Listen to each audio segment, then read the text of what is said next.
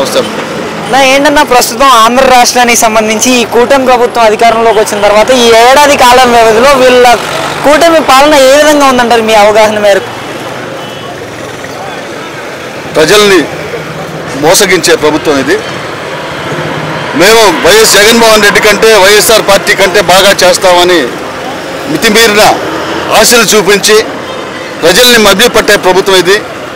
అధికారంలోకి వచ్చిన ఒక నెలకే ఇది మంచి ప్రభుత్వం అని వాళ్ళే పోస్టర్లు తగిలించుకొని ఇంటింటికి సచివాలయం ఉద్యోగస్తుల ద్వారా ఇంటింటికి వాల్ పోస్టులు అంటించుకొని సొంతగా పబ్లిసిటీ తెచ్చుకోవడానికి ప్రయత్నిస్తున్నారు.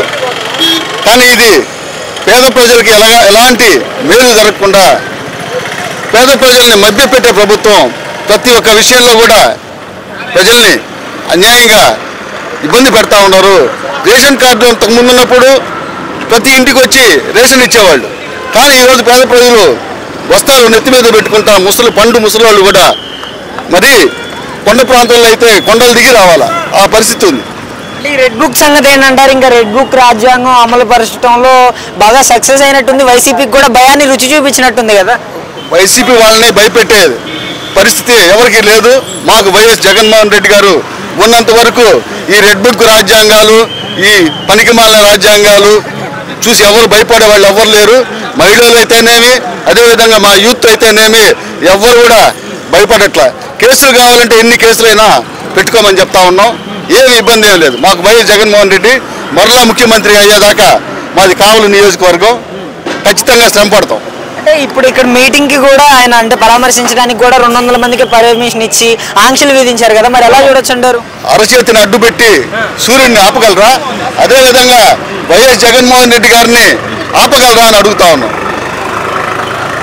వైఎస్ జగన్మోహన్ రెడ్డి ఆపడం అంటే అరచేతిని అడ్డుపెట్టి సూర్యకాంతిని ఆపడం అంత పనికిమాలిన పని.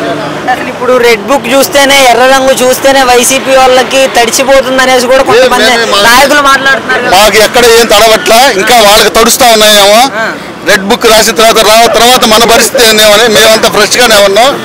ఇప్పటికే వాళ్ళు ఏమవుతుందో తర్వాత మా పరిస్థితి ఏందో అనేసి చాలా మంది వాళ్ళకి తడుస్తున్నాయేమో కానీ మాకేం తడవట్లే.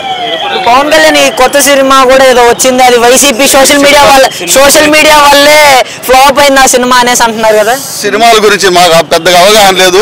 రకరకాల సినిమాలు వస్తూ ఉంటాయి. అన్ని సినిమాల్లో చూపించేది వేరే, నిజ జీవితం వేరే. వాస్తవానికి దగ్గరగా ఉండదు. అంటే మీ సోషల్ మీడియా వల్లనే ఆ సినిమా ఫ్లాప్ అయిందని అంటున్నారు వాళ్ళు. లేదు అసలు సినిమానే ఫ్లాప్, ఆ హీరోనే ఫ్లాప్ హీరో.